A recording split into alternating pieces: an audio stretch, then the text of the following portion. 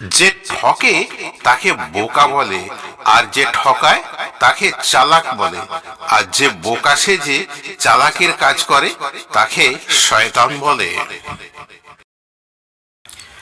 যে পুকুরে মাছ চাষ করে মাছ খেতে পাওয়া যাবে না, সে পুকুরে মাছ চাষ করে লাভ নেই। পাথরকে আঘাত করলে পাথর ভেঙে টুকরো টুকরো হয়ে যায়, আর হৃদয়কে আঘাত করলে হৃদয় পাষাণ হয়ে যায়।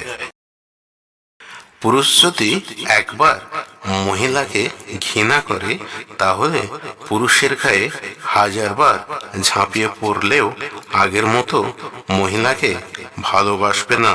এটাই পুরুষের বৈশিষ্ট্য।